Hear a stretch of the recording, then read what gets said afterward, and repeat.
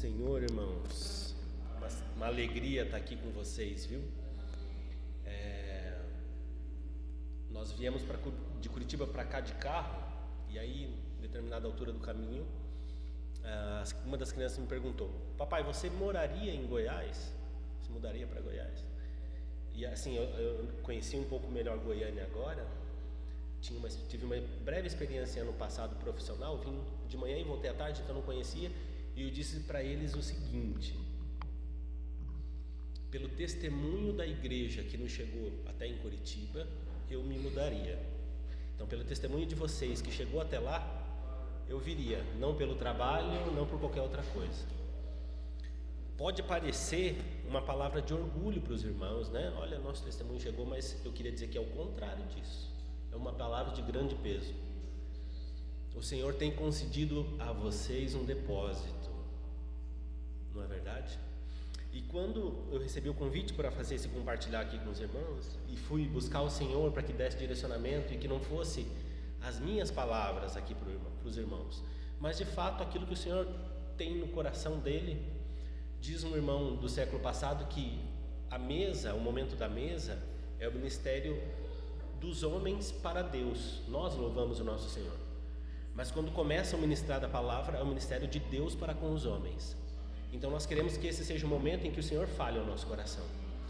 Fui buscando diante do Senhor um texto que sai um pouco do tema que eu me havia proposto. Me vinha ao coração, até compartilhei com o irmão Daniel, e eu gostaria que nós começássemos por ele, finalizando essa introdução. Em Gênesis capítulo 3, verso 9. Talvez uma das grandes perguntas de toda a Bíblia. Gênesis capítulo 3, verso 9. Todos nós, em determinado momento na nossa caminhada, e principalmente quando estávamos longe do Senhor, ouvimos essa pergunta. Pode ser que com palavras diferentes, mas nós ouvimos na nossa consciência, por misericórdia de Deus, esse chamamento: onde estás? Quando o Senhor me alcançou, eu lembro de ouvir isso quase que audivelmente: o que você está fazendo com a tua vida? Vejam bem, irmãos, aqui nós sabemos que o contexto existiam dois seres humanos na terra, um único casal que tinha relacionamento com Deus. Será mesmo que o Deus Todo-Poderoso, que nós vimos aqui anteriormente nos textos, Criador dos céus e da terra, que tudo fez, não sabia onde estava o único casal que tinha nessa terra, para poder perguntar: onde você está?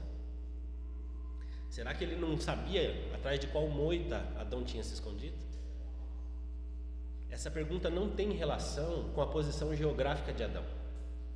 Não significa onde você se escondeu. Essa pergunta é: o que você fez com a vida que eu te dei? Essa pergunta ressoa no coração de todo ímpio quando o Senhor começa a chamar através do Espírito Santo: o que você está fazendo com a tua vida? E assim o Senhor começa a nos alcançar. Quando eu dei esse testemunho para os irmãos de que lá em Curitiba chegou um testemunho da igreja em Goiás, eu quero refazer essa pergunta para os irmãos, e aí nós começaremos. O que nós temos feito com a nova vida que nos foi dada? O que nós temos feito com o testemunho que nos foi confiado? O que nós temos feito com o depósito das Escrituras que temos recebido há tantos anos? Quando eu cheguei aqui, conversando com o Daniel, com a Débora, e eles começaram a me contar sobre a igreja, eu faço muitas perguntas e tal. Um tema me vinha à mente, eu não conseguia entender ali o motivo, e até agora não entendo, e é esse o motivo do nosso compartilhar, que é o evangelismo, a pregação do evangelho. Quando eles me contavam alguma coisa, me vinha ao coração: e a pregação do evangelho? Pergunta sobre a pregação do evangelho. Como eles pregam o evangelho? Eu e o irmão esteve conosco antes de ontem, e eu, com a liberdade que nos foi concedida imediatamente de poder perguntar e de poder falar, graças a Deus por isso, eu perguntei como era a pregação do evangelho, qual era o passo, como as coisas aconteciam quando nós pregávamos o evangelho aqui, nós como igreja. E ele me contou, e eu tive a liberdade de dizer o que estava no meu coração, que o Senhor tinha colocado no meu coração.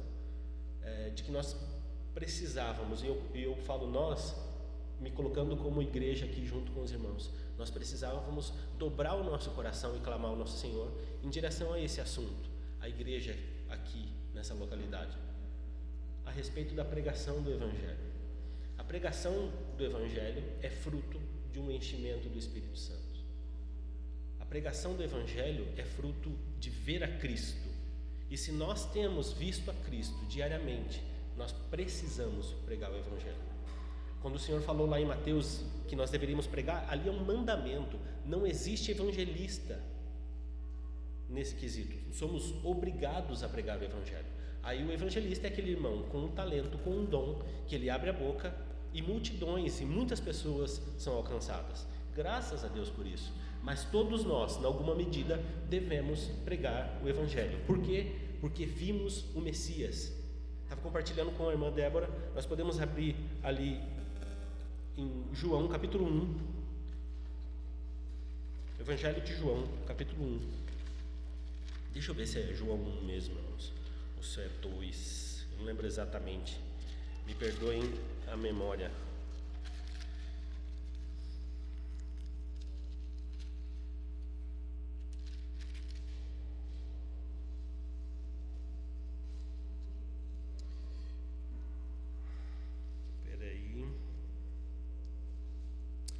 João 1, 40. Vamos ler a partir do verso 40.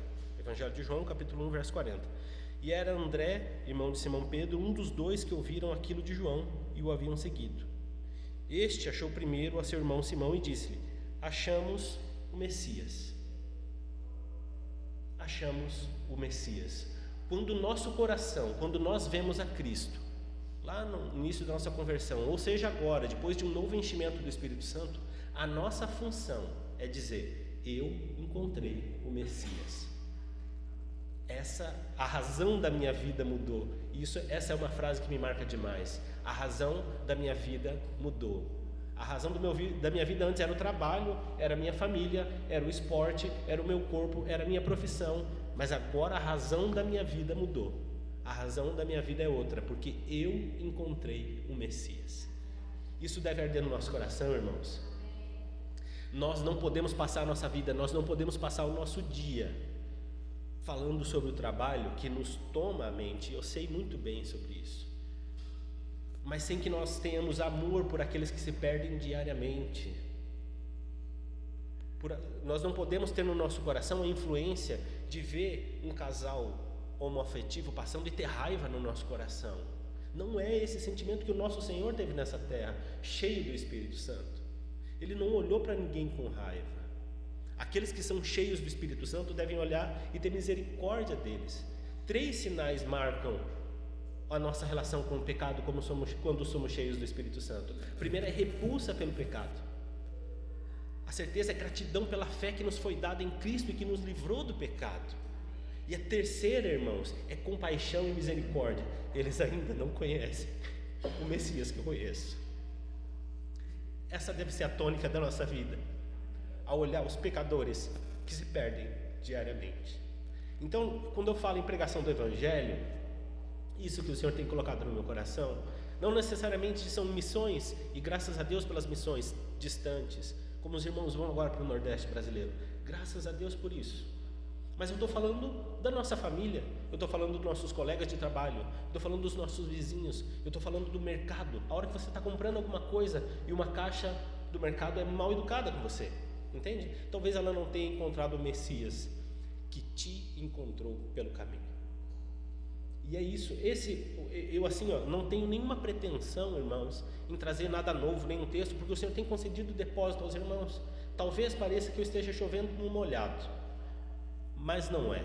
Eu quero só lembrar pontos para que o Espírito Santo possa encontrar em nós o caminho para nos encher novamente.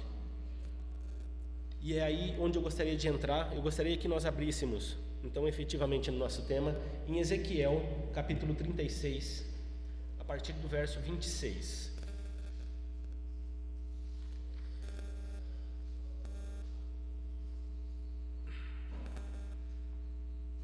Podemos ler a partir do 25. Ezequiel 36, a partir do verso 25. Relembrando os irmãos que são textos que nós conhecemos, são pontos que nós já fomos ensinados. Eu sei que tem irmãos aqui que têm tempo de caminhada o mesmo que eu tenho de vida. Não tenho a pretensão de ser teologicamente expansivo, mas relembrar esses temas, já que o Senhor tem concedido depósito aos irmãos. Verso 25, na minha versão, diz o seguinte: então aspergirei água pura sobre vós, as águas do batismo, não é? E ficareis purificados. De todas as vossas imundícias e de todos os vossos ídolos vos purificarei. E dar-vos-ei um coração novo, vejam bem, um coração novo, e porei dentro de vós um espírito novo, e tirarei da vossa carne um coração de pedra, e vos darei um coração de carne, e porei dentro de vós o meu espírito, é um outro fato, e fareis que andei nos meus estatutos e guardeis os meus juízos e os observeis. É mais ou menos isso que diz na versão dos irmãos aí? Alguém tem uma versão um pouco mais diferente ou não? Então veja bem a cronologia desses fatos. Nós recebemos sobre nós água pura aspergida e nós fomos purificados, fomos batizados. O Senhor retirou de dentro do nosso coração, de dentro de nós, um coração de pedra e nos deu um coração de carne. O que indica esse coração de carne e não um coração de pedra? É aquele exemplo que eu dei no começo, o coração que se compadece daquele que perece, o coração que não julga, porque todo aquele que é cheio do Espírito Santo, irmãos, eu vou dizer para vocês, tem a consciência de que não merecia tanto. O coração que é cheio do Espírito Santo não é arrogante. O homem, a mulher, o crente que é cheio do Espírito Santo se compadece, porque ele olha para o pecador e fala: era eu que estava naquele lugar, se não fosse o Messias ter me encontrado. Então ele tirou o coração de pedra e nos colocou um coração de carne. E aí o texto diz assim, ó: e lhes dei um novo espírito. Ele religou o nosso espírito com o espírito do Pai. Nós fomos religados porque estávamos apagados com o pecado do homem principal, o primeiro homem.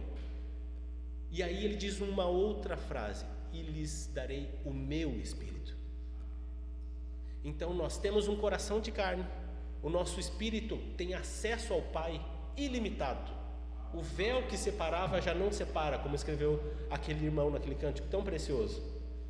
E agora nós temos o seu Espírito habitando dentro de nós. E a primeira memória que eu gostaria de trazer para os irmãos: irmãos, nós temos o Espírito Santo habitando dentro de nós. É precioso demais. O nosso Senhor Jesus disse que Ele tinha que ir, porque senão o Consolador não viria. Era necessário que Ele viesse, que Ele fosse, para o Espírito vir. Sabe por quê? Porque se Ele não fosse, o ministério dele ainda ia ser terreno. Nós precisaríamos recorrer a Israel. Ou nós conseguimos ter a dimensão de que o próprio Jesus físico levaria muito tempo para nos alcançar aqui onde nós estamos, mas o seu Espírito Santo não, porque Deus é Espírito, e através do Espírito nós somos alcançados. E há uma porção de um Deus triuno, de um Deus eterno habitando dentro de nós, lendo todos os nossos pensamentos. Isso pode nos preocupar. Ouvindo todas as falas que nós não falamos, mas que pensamos em falar. Olhando no nosso celular aquelas coisas que nós não teríamos coragem de colocar num telão eventualmente. Apoiando mentalmente aquilo que não deve ser apoiado. Julgando os irmãos sem necessidade. O Espírito Santo está olhando. Ele, como dizem alguns, muito bem colocado, é um gentleman, né? É isso que você quer ver? Então veja, eu simplesmente me afasto. Não nos impõe.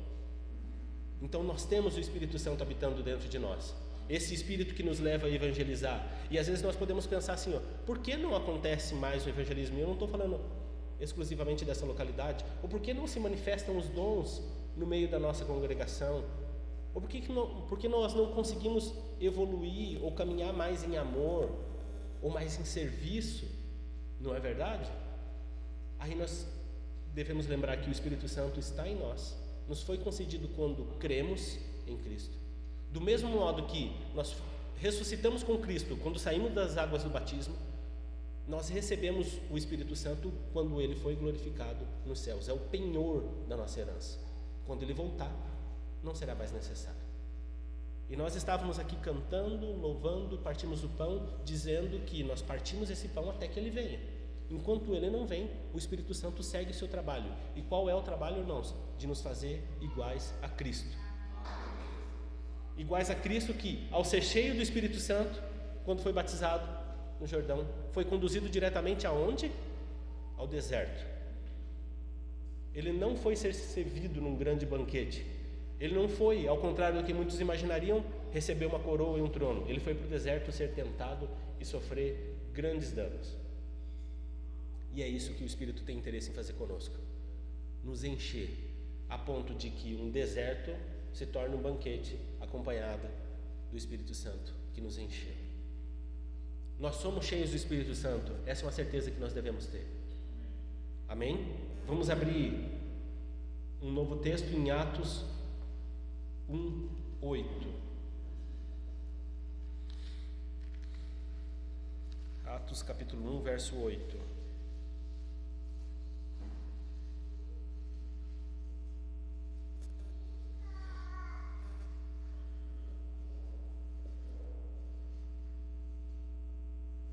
Mas recebereis a virtude ou o poder do Espírito Santo que há de vir sobre vós, e ser-me-eis testemunhas ou mártires, tanto em Jerusalém como em toda a Judéia e Samaria e até os confins da terra.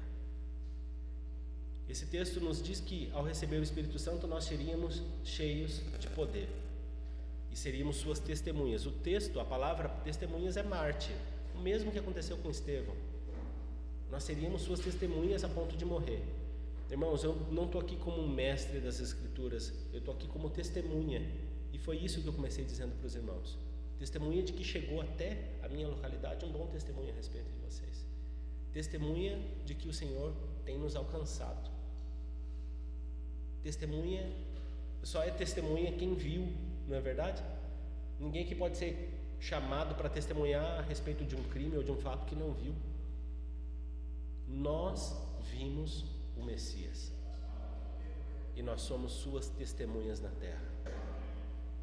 Nós precisamos anunciar, cheios do poder do Espírito Santo. O ponto que eu gostaria de entrar a partir de agora, esse texto está falando sobre o evangelismo, sobre a pregação do evangelho. Para ser testemunha, a pregação do evangelho é ser testemunha de que nós vimos o Cristo. São alguns pontos que nós devemos considerar se nós achamos que falta algo. Irmãos, de modo recorrente nós nos propomos, de um modo muito sincero, diante de Deus, aos domingos, tomar novas atitudes que nós não conseguimos cumprir até terça-feira. Não é verdade? Não, essa semana eu vou acordar e eu vou ler e vai. E daí na segunda você consegue, na terça vai mais ou menos, a quarta foi embora, e daí você vem a próxima reunião um pouco cansado e já não é como você gostaria que fosse. E você se dispõe mentalmente até, eu vou pregar o evangelho. Tem aquela pessoa, porque todos nós conhecemos alguém que nós gostaríamos de anunciar o evangelho, não tenho dúvida disso. Todos nós passamos por situações onde a gente sabe, é aqui que eu deveria ter falado de Cristo, porque somente o Senhor pode mudar a vida dessa pessoa. Nós temos isso no nosso coração. O que falta? Será que o Espírito Santo mudou de Atos dos Apóstolos até aqui? Não é o mesmo Deus? Por que isso não acontece? Será que o problema está no óleo, no azeite, ou no vaso que recebe o azeite? Será que o problema não está em nós, nas nossas pequenas atitudes? Não é verdade? Eu comentei que o Espírito Santo está conosco, ele em nós habita e ele vê tudo o que nós fazemos. Existem passos que devem ser tomados individualmente e posteriormente coletivamente em relação a essa verdade. O primeiro passo é entregar ao Espírito Santo, ou rever a nossa mente, alinhar a nossa mente, os nossos pensamentos. Vamos abrir em 1 Pedro, capítulo 1, verso 13.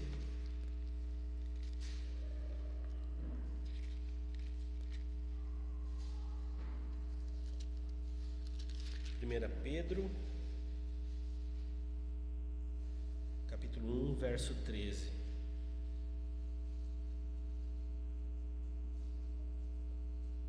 Portanto, cingindo os lombos do vosso entendimento, sede sóbrios e esperai inteiramente na graça que se vos ofereceu na revelação de Jesus Cristo.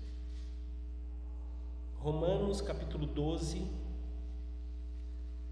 versos 2 e 3.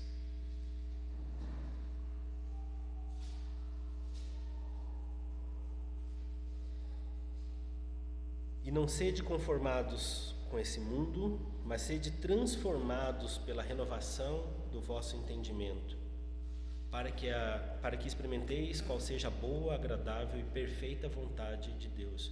Como que experimenta a boa, agradável e perfeita vontade de Deus?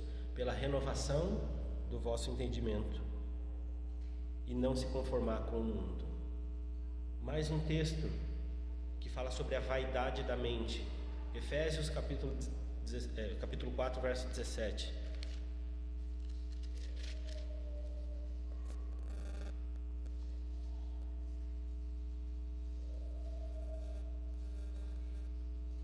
Efésios capítulo 4, verso 17. E digo isto e testifico no Senhor, para que não andeis mais como andam também os gentios, na vaidade da sua mente. Ainda em Efésios capítulo 4, no verso 23, diz o último texto que eu gostaria de abrir em relação a esse tema: e vos renoveis no espírito da vossa mente. No espírito da vossa mente. Irmãos, os psicólogos, especialistas dessa área no mundo, dizem que nós vivemos uma grande pandemia de problemas mentais, ansiedade e depressão. Não é verdade? E de fato isso acontece. E acontece na igreja também, e vou dizer, não é o pouco conhecimento que eu tenho, não é falta de Deus, ou é falta de conversão. Não é isso. Nós vivemos uma pandemia, uma doença mental que tem assolado todo mundo.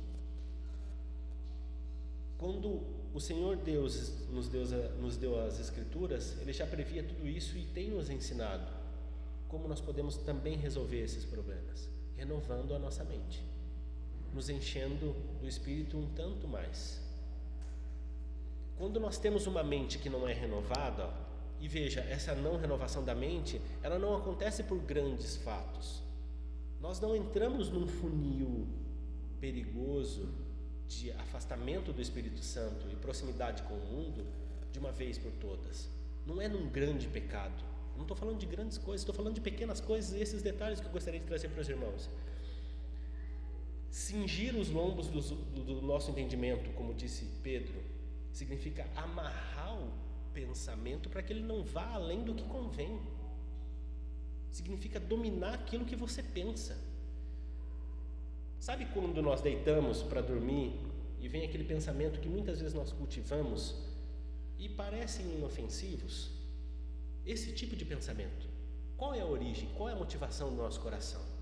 Quando você deita e fica pensando no carro dos sonhos, a casa dos sonhos, o trabalho dos sonhos ou coisa do gênero, qual é a motivação do carro dos sonhos, né? Você ter aquele grande carro. Se nós pudermos buscar a raiz, eu estou criando uma situação, tá, irmãos? Não estou dizendo que todo mundo que quer ter um novo carro está de modo nenhum. E você pensa que você teria aquele carro e você vai olhar, por que você gostaria de ter aquele carro? É porque daí vão ver que eu cheguei lá na vida e eu cresci. E por que você quer mostrar isso para alguém? E aí quando você vai alimentando esse tipo de pensamento em relação a qualquer outra coisa, mostrar as minhas vitórias, que agora eu cheguei lá, fulano que aquela vez não quis me dar tal emprego, agora eu vou mostrar que eu sou diretor de uma empresa tal e eu sou muito maior que ele, e assim por diante. Nosso coração é mau. Não sei se aqui acontece, mas eu estou dizendo como testemunha. Eu alimentei esse pensamento por muito tempo. E sabe o que acontece? Isso gera ansiedade, porque o Senhor não nos vai permitir. Ele nos ama, não é? Eu não vou te dar esse carro. Olha onde você quer chegar. Olha o que você quer fazer com esse carro. E aí nós não conseguimos, e nós trabalhamos, e nós nos frustramos, e nós temos a sensação que estamos ganhando dinheiro e guardando num saquetel furado, e nós nos olhamos talvez infrutuosos, mas porque nós cultivamos no nosso coração pequenos pensamentos que nos afastam de Deus dia a dia. Dificilmente a gente deita e pensa num pecado tão grande. São pequenas coisas, são pequenos desejos da nossa carne que nos afastam diariamente da plenitude do Espírito Santo, porque daí é muito mais de nós e menos dele. Quando essas grandes coisas que nós lemos, que nós falamos sobre pregar o Evangelho, sobre curar os enfermos, elas vão acontecer somente quando nós estivermos cheios dele e mais vazios de nós. Então, quando nós cultivamos pequenos pensamentos que nos afastam, isso nos traz ansiedade, isso nos traz o desejo espúrio, aquilo que não agrada, e nos afasta dia a dia um pouquinho mais. O segundo ponto que nós devemos considerar é se nós não devemos pedir perdão por alguma situação. Lembra do texto de Atos 2? Os irmãos não precisam abrir se não quiserem, eu posso abrir e ler aqui. Mas quando veio o Espírito Santo sobre a terra, nós bem sabemos que no Antigo Testamento o Espírito Santo não habitava a terra, né? Descia pontualmente para algumas ações e aí se retirava. Então por isso que o texto de Atos 2 começa: cumprindo-se os dias. Chegou o momento da dispensação do Espírito. Quando o Espírito Santo veio para essa terra, estavam todos concordemente no mesmo lugar. O que isso significa? Com o mesmo coração. Nós não vamos ter o mesmo coração se existe ainda algum motivo de perdão que não foi liberado. Seja o fato de vir à frente da congregação, expor o coração e pedir perdão: irmãos, eu fiz isso, eu estou errado. Ou procurar individualmente: irmãos, olha, talvez você não lembre, mas tal dia eu fiz uma coisa que me coloca um peso contra ti, e eu acho que você pode ter alguma coisa guardada. Eu não gostaria que houvesse diferença entre nenhum de nós. Eu estava contando para os irmãos sobre um presbítero precioso que faleceu agora nesse ano, lá em Curitiba. Morreu com mais de 80 anos, e desses mais de 80 anos, seguramente ele viveu com o Senhor 65 anos ou mais. Ele caminhou quase toda a vida com o Senhor. Morreu com a saúde debilitada, extremamente debilitada, por conta da vida que ele levou servindo ao Senhor. Ele vendia salgadinho na rua, né? Coxinha, pastel e coisas do gênero, e ele se alimentava só disso. Mas ele vendia isso porque era a única forma que ele tinha de sustentar a própria casa e os irmãos que precisavam. E era um homem cheio do Espírito Santo, cheio de Deus, cheio de Deus. Era o tipo de pessoa que você gostava de ouvir, e só a paz do Senhor, irmãos, já te enchia o coração de emoção, porque você via que havia uma marca do selo da promessa sobre ele. Morreu anunciando que lá vem o noivo. E ele contava histórias. Uma vez ele estava contando de que quando ele era bem jovem, os irmãos que caminhavam com ele, muitos já falecidos, eles viviam uma comunhão tal, uma busca tal do Senhor, que na reunião de oração que eles tinham semanalmente, era como se o peito fosse transparente e nós pudéssemos ver o coração de cada um e poder apontar durante a oração: teu coração está cheio disso aqui, ó. Cuida com isso, que eu estou vendo daqui. É esse coração que nós devemos buscar, irmãos. E se houver algum melindre, algum tipo de perdão que não foi concedido, alguma exposição de fraqueza, entende? Nós precisamos expor as nossas fraquezas, porque é o perfeito lugar para que o Espírito Santo faça o seu trabalho. O Espírito Santo não atua em grandes homens, pequenos homens quebrados e quebrantados, reconhecendo que são fracos o suficiente para fazer qualquer obra. E a hora que nós expomos, e que nós procuramos os irmãos, nos humilhamos e falamos: olha, eu estou errado, eu errei com você. Esse é o perfeito ambiente para ele. Nós ouvimos eu vou falar de 3 vezes que um vento influenciou nas Escrituras. Um vento. O mundo era um caos e o Espírito de Deus pairava sobre a face do abismo. Esse Espírito de Deus a palavra hebraica é ruach, que talvez seja lá a primeira onomatopeia, porque indica o som do Espírito passando sobre as águas. Então podem imaginar, ruach. Esse vento passava e Deus agiu ali a primeira vez. A segunda vez é quando o mundo estava cheio d'água novamente no dilúvio. E aí diz que, irmão, obrigado, viu? E aí diz que um vento fez com que as águas do dilúvio recuassem. Aí o terceiro vento quando os irmãos receberam a ordem do Senhor: esperem aqui em Jerusalém. Ficaram 10 dias esperando, orando, sem saber muito pelo quê, porque o Espírito Santo ainda não fora dado, talvez com agonia no coração. E aí um vento soprou sobre a casa onde estava. Irmãos, o caos é o lugar perfeito para o Espírito Santo agir. Quando você acha que é pouco, que é insuficiente, quando você se quebranta diante de um Deus grande, aí ele encontra o vaso perfeito para ele levantar e fazer a obra que deve ser feita. Então, quando nós reconhecemos que somos pecadores uns para os outros, nos arrependemos de obras mortas, obras passadas, é o segundo grande ponto, depois de rever e renovar a nossa mente, para que ele tome a nossa vida. O terceiro grande ponto, ser cheio das Escrituras, como Paulo falou para Timóteo: guarda o bom depósito pelo Espírito Santo que lhe foi dado. Por vezes, licença, irmãos, eu costumo dizer que Satanás é tão ardiloso no que faz e não dá ponto sem nó, que ele coloca conceitos na nossa mente que nós nem podemos reconhecer que foi um ensinamento equivocado. Nós crescemos, eu vou falar nós, mas eu cresci achando que toda obra de maligna era repleta de escuridão.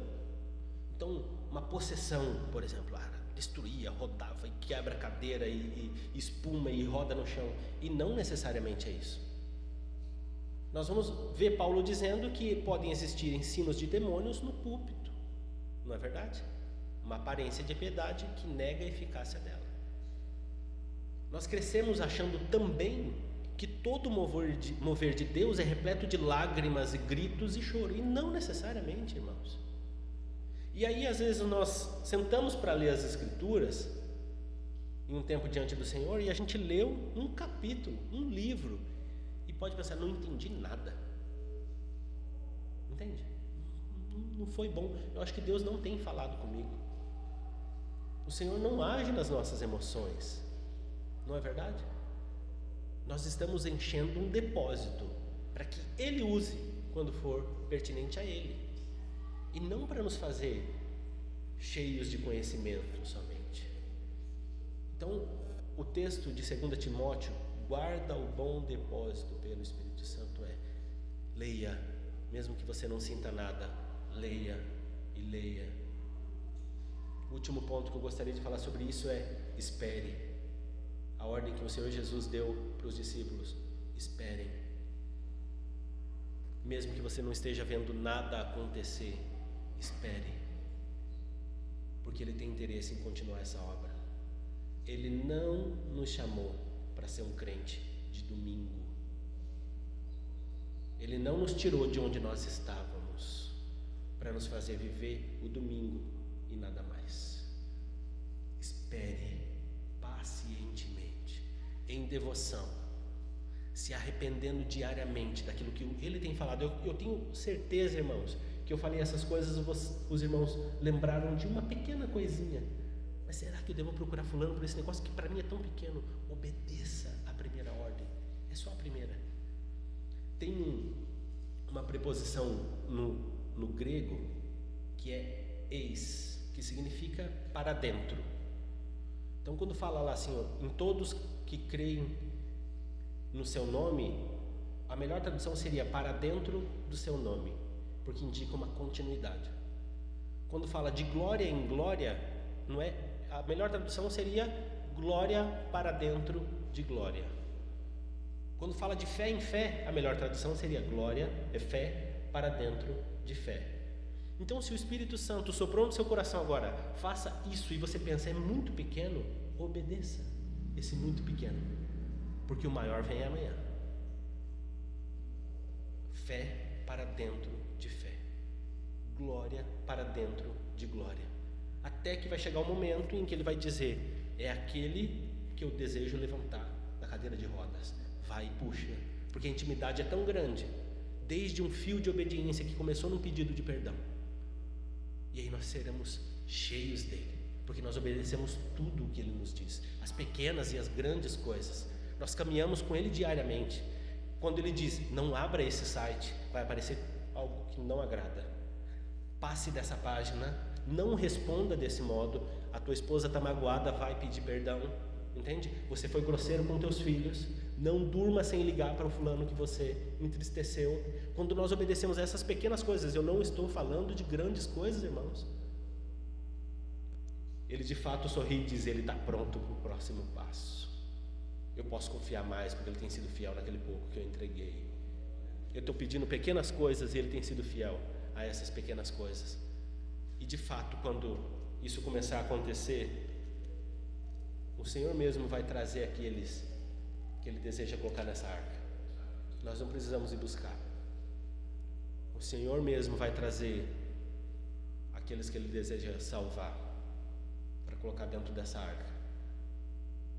A arca não era o lugar mais confortável do mundo, cheio de bicho, talvez mal cheirosa, balançando, meio insalubre, mas sem dúvida nenhuma era o lugar mais seguro que se tinha nessa terra, sem dúvida nenhuma. Aí eles vão olhar e falar, bom, tem muitos defeitos a congregação, a igreja, mas justamente é o lugar mais seguro para que eu esteja até que ele venha.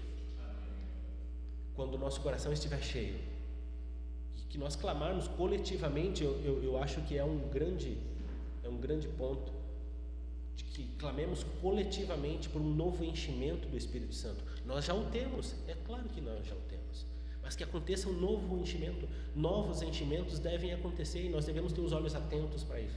Enche-me, Espírito Santo de Deus. Deus me concede uma porção maior, que tem muito de mim. Sonda-me, ó Deus, e vê se há em mim algum caminho mau, para que eu seja cheio da tua presença, e então eu possa alcançar os perdidos, curar os doentes. Amém, irmãos? Que seja esse o nosso proceder, que seja essa a nossa busca.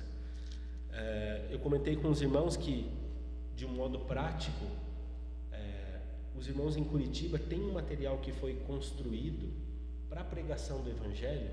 Ele foi construído, aprimorado e vem sendo usado ao longo de muitos anos. Graças a Deus foi nesse material que o Senhor alcançou a minha casa. É o material que nós usamos para a evangelização das crianças.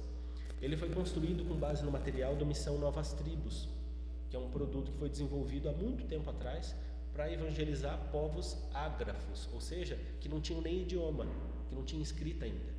Então eles construíram esse material e os irmãos em Curitiba fizeram uma adaptação muito curta de 13 estudos da pregação do Evangelho, que passa por alguns princípios básicos da Escritura, e ele pode ser usado também como material de discipulado e assim por diante. Eu coloco à disposição dos irmãos, mandei até para o irmão Daniel, está à disposição para os irmãos usarem. Eu havia comentado com os irmãos que às vezes pode faltar para que isso aconteça. É lógico, nós falamos sobre a ação do Espírito Santo nos impulsionando a fazer, e não é uma barreira a falta de conhecimento. A falta de conhecimento não é uma barreira para o Espírito Santo. Então, aquele que é cheio não deve ter medo de não saber o que vai falar. Esse é um fato. Mas o treinamento, a explanação de qual o melhor modo se fazer e como ensinar, que textos ler. Então, quando alguém olha para a tua vida e fala, você é crente, eu queria ir para a igreja, o que a gente fala? Que texto a gente pode ler? Não é verdade? Qual é o testemunho? Como que nós podemos explicar o que é a Bíblia para alguém, sem usar propriamente a Bíblia necessariamente. Então, um breve treinamento, por vezes, pode ser muito útil. Esse material é um treinamento muito interessante, um material muito interessante, fácil, super fácil, explica lá o Novo, o Antigo Testamento e assim por diante. Então está à disposição dos irmãos, e eu incentivo que os irmãos façam isso. De repente, um encontro de treinamento para o evangelismo, não é? Que seja útil nas mãos do Senhor, que seja útil para a edificação da sua casa nessa localidade. Amém? Vamos orar? Senhor Deus, nós sujeitamos a Ti tudo aquilo que foi falado. Senhor Deus, eu te peço que, por misericórdia de nós, e tendo em vista a fraqueza dos vasos que nós somos, usa o que foi falado de acordo com o que te agrada, de acordo com os teus interesses e não os nossos, Senhor.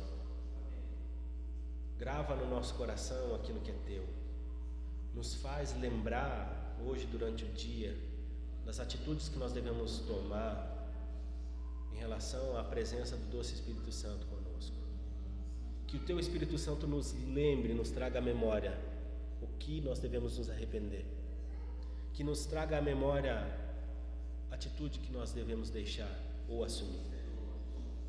Nós te pedimos, ó Deus, que através do Espírito Santo use o depósito que está em nós. Ó Deus, que em nós exale o bom perfume de Cristo, cheiro de vida para os que vivem, cheiro de morte para os que perecem nessa localidade. Que a vida dos meus irmãos aqui seja o reflexo da vida do Messias que eles encontraram. Que no trabalho deles eles possam refletir a Cristo e tão somente a Cristo. Que não seja negociado de modo nenhum a centralidade de Cristo na vida de cada um. Senhor, faz o teu mover, faz o teu operar em nós, por misericórdia de nós que somos fracos, por misericórdia de nós que temos unicamente a Ti para recorrer. Nós oramos a Ti de modo confiante, através dos méritos do nosso Senhor e Salvador Jesus Cristo. Amém, Senhor.